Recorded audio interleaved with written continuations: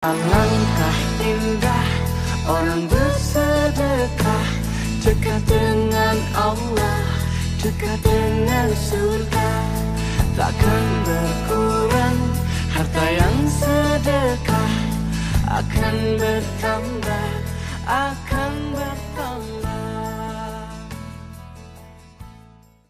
Bismillahirrahmanirrahim. Assalamualaikum warahmatullahi wabarakatuh. Kami dari kelompok 3 atas nama Wulan Sari, Amelia Nanda Bahru, dan Ahmad Uzaif Asman akan membacakan materi yang berjudul Mekanisme Pengelolaan, Pengumpulan, Pendistribusian, dan Pendayagunaan Zakat. Pemateri pertama akan dibacakan oleh saya sendiri. Yang pertama, pengertian zakat dan wakaf. Zakat sendiri berasal dari bahasa Arab yakni zakah, yang artinya bersih, suci, subur, dan berkembang. Zakat dalam segi istilah adalah harta tertentu yang wajib dikeluarkan oleh orang yang beragama Islam dan diberikan kepada golongan yang berhak menerimanya.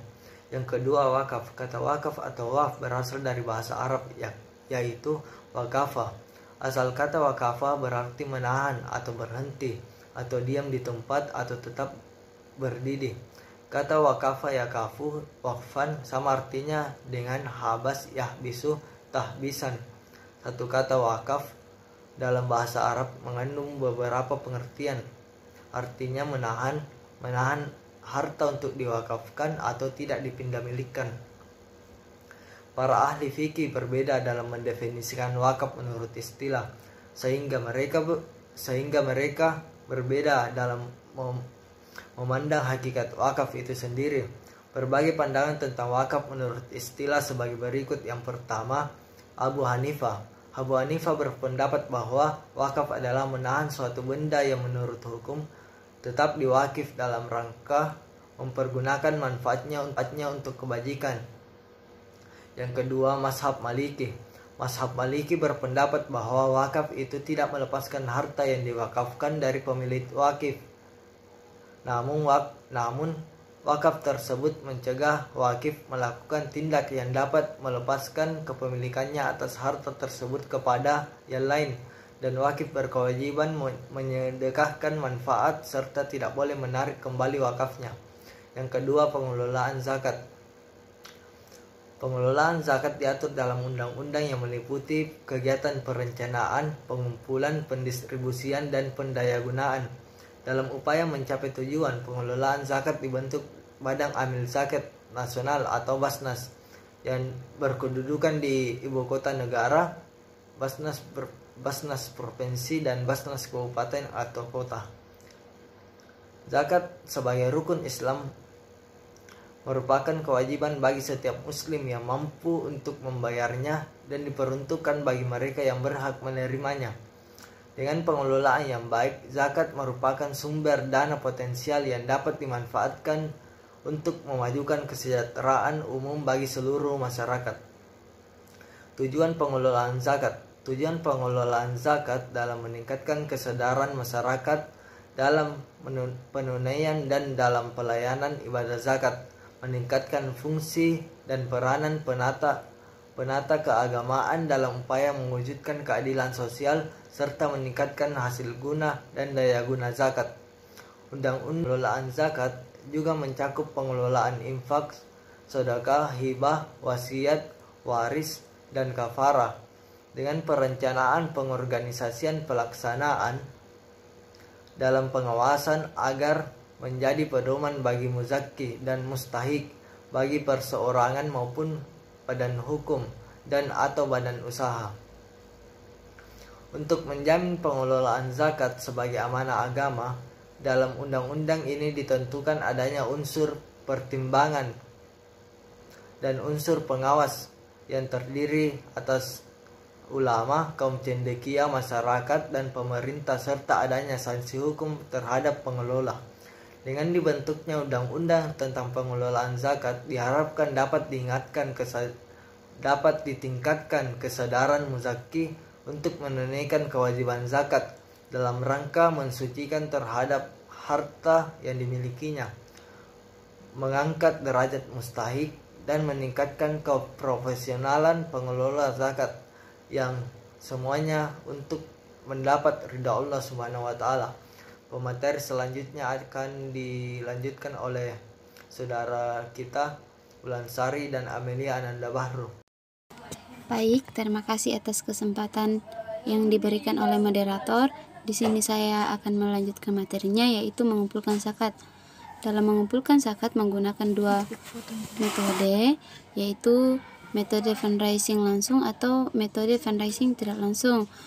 Metode mengumpulkan zakat menggunakan metode fundraising, di mana metode fundraising merupakan pola bentuk atau cara-cara yang dilakukan suatu lembaga dalam rangka mengumpulkan dana dari masyarakat. Metode fundraising langsung atau direct fundraising merupakan metode yang menggunakan teknik-teknik atau cara-cara yang melibatkan partisipasi musaki secara langsung. Sedangkan metode fundraising tidak langsung atau indirect fundraising merupakan metode yang menggunakan teknik-teknik atau cara-cara yang melibatkan tanpa melibatkan partisipasi musaki secara langsung. Distribusi merupakan penyaluran atau pembagian serta pengiriman barang-barang dan sebagainya kepada orang-orang banyak atau beberapa tempat. Jadi, pendistribusian zakat adalah sebagai penyaluran zakat kepada orang yang berhak menerima atau mustahik zakat, baik secara konsumtif maupun produktif. Di dalam surah At-Taubah ayat 60 disebutkan 8 kategori kelompok yang berhak menerima zakat. Pendistribusian zakat berdasarkan Kamus Besar Bahasa Indonesia, pendistribusian memiliki arti proses, cara, dan perbuatan mendistribusikan. Pendistribusian berasal dari kata distribusi yang dapat diartikan sebagai penyaluran atau pembagian serta pengiriman kepada beberapa orang atau ke beberapa tempat. Distribusi juga dapat diartikan sebagai pembagian barang keperluan sehari-hari terutama dalam masa darurat oleh pemerintah kepada pegawai negeri, penduduk, dan lain sebagainya. Distribusi juga dapat diartikan sebagai persebaran benda dalam suatu wilayah geografi tertentu. Pendistribusian zakat merupakan penyaluran atau pembagian dana zakat kepada mereka yang berhak menerimanya. Inovasi pendistribusian untuk pendayagunaan zakat dapat dikategorikan dalam 4 bentuk, yaitu distribusi bersifat konsumtif tradisional, di mana zakat dibagikan kepada mustahik untuk dimanfaatkan secara langsung, seperti zakat fitrah yang diberikan kepada fakir miskin untuk memenuhi kebutuhan sehari-hari, sedangkan zakat mal yang dibagikan kepada para korban bencana alam. Selanjutnya, distribusi bersifat konsumtif kreatif, di mana zakat diwujudkan dalam bentuk lain dari barangnya semula, seperti yang diberikan dalam bentuk alat-alat sekolah, beasiswa, dan lain sebagainya, atau bantuan sarana ibadah seperti mukena, sejadah, sarung, dan lain-lain sebagainya. Selanjutnya, distribusi bersifat produktif tradisional, di mana zakat diberikan dalam bentuk barang-barang produktif seperti kambing, sapi, alat cukur, alat pertukangan, dan lain sebagainya. Dan distribusi dalam bentuk produktif kreatif, di mana zakat diwujudkan dalam bentuk permodalan, baik untuk membangun proyek sosial, misalnya untuk pembangunan sekolah, tempat ibadah, sarana kesehatan, atau menambah modal pedagang pengusaha kecil. Ada 2 pendekatan yang digunakan dalam pendistribusian zakat. Yang pertama, pendekatan secara parsial, dan yang kedua, pendekatan secara struktural. Baik, itu materi dari saya. Selanjutnya saya persilahkan kepada Saudari Ulansari untuk melanjutkan materinya. Selanjutnya yaitu pendayagunaan zakat.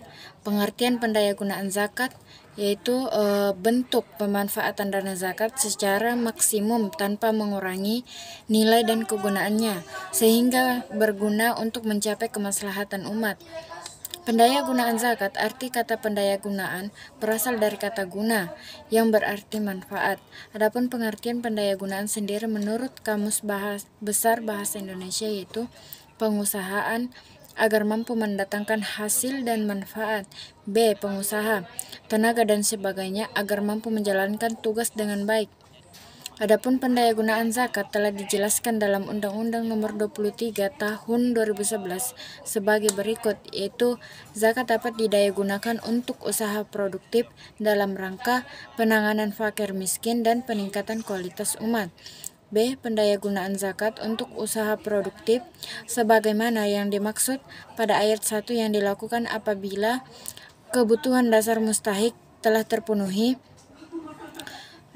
Selanjutnya itu sedangkan prosedur dalam pendayagunaan dan zakat dalam aktivitas produktif adalah sebagai berikut. Bagian pertama itu melakukan studi kelayakan. B. Menetapkan jenis usaha produktif. Selanjutnya melakukan bimbingan dan penyuluhan.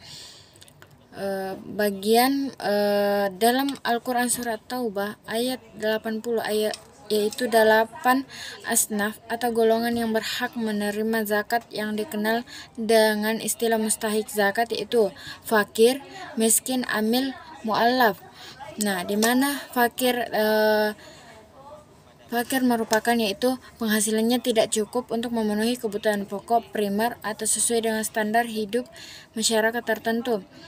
Miskin yaitu orang yang tidak terpenuhi kebutuhan pokoknya sesuai dengan kebiasaan yang berlaku. Amil yaitu orang yang melaksanakan segala kegiatan urusan zakat mulai dari para pengamil, mencatat keluar masuknya zakat dan membagi kepada para mustahiknya. Mu'allaf yaitu orang yang baru masuk Islam dan imannya masih lemah. Mereka diharapkan kecenderungan hatinya atau keyakinannya dapat bertambah terhadap Islam. Baik, terima kasih. Hanya itu materi yang sempat saya bawakan. Selanjutnya saya kembalikan kepada moderator. Terima kasih. Setelah tadi pembacaan materi dari kelompok kami, kurang dan lebihnya mohon dimaafkan. Assalamualaikum warahmatullahi wabarakatuh. Oh, indahnya